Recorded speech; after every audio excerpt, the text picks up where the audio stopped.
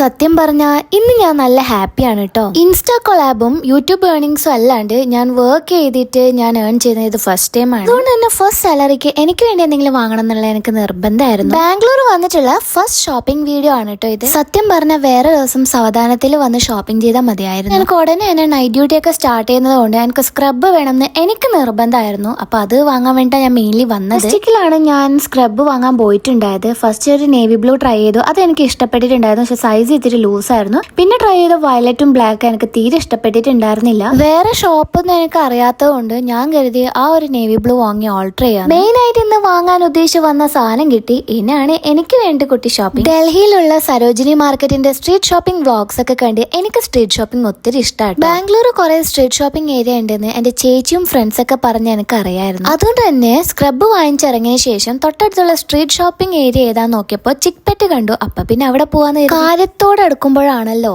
ആ ഒരു സാധനത്തിന്റെ ഗൗരവം മനസ്സിലാവണേ. എന്തുകൊണ്ടാ ചിക്പെറ്റ് സ്ട്രീറ്റ് ഷോപ്പിംഗ് ഏരിയന്ന് ഞാൻ വേഗം ഇറങ്ങിയെന്ന് ഞാൻ എന്റെ ലോങ് വീഡിയോയിൽ പറയാട്ടോ. അങ്ങനെ ഊബർ ബുക്കാക്കി ഞാൻ നേരെ പോയത് വേഗ സിറ്റി മോളിലാണ്. അപ്പോൾ അവിടെ ഫസ്റ്റ് കയറുമ്പോൾ എന്നെ കണ്ടത് H&M ആണ്. എന്നാ പിന്നെ അവിടെ കയറാന്ന് കരുതി. എനിക്ക് പേഴ്സണലി ഇഷ്ടപ്പെട്ട ഒരു ബ്രാൻഡാണ് H&M. ഞാൻ ഇപ്പൊ ട്രൈ ചെയ്ത് കാണിക്കുന്ന ഈ 3 ടോപ്സ് ഞാൻ വാങ്ങിച്ചിട്ടുണ്ട്. ക്രിസ്മസ് സെയിൽ ഉള്ളത് കൊണ്ട് തന്നെ എനിക്ക് നല്ല ഓഫറിലാട്ടോ സാധനങ്ങളൊക്കെ കിട്ടിയത്. ഫസ്റ്റ് ടൈം സ്വന്തം കാശ് കൊടുത്ത് H&M എന്ന് വാങ്ങിച്ചതിന്റെ ചെറിയൊരു സന്തോഷം എനിക്കുണ്ട്. ഉച്ച കഴിഞ്ഞ് 2 മണിയൊക്കെ ആയിട്ടുണ്ടായിരുന്നു. നല്ല വിശപ്പുണ്ടായിരുന്നു. അതുകൊണ്ട് ഞാൻ നേരെ പോയത് ഫുഡ് കോർട്ടിലേക്കാണ്. ഈസി ബൈറ്റ്സിന് ചിക്കൻ നെഗറ്റ്സ് ആയിരുന്നു ഞാൻ ഓർഡർ ചെയ്തിട്ടുണ്ടായത്. എനിക്ക് ഹെവി ആയിട്ട് കഴിക്കണം എന്ന് തോന്നിയിട്ടുണ്ടായിരുന്നില്ല.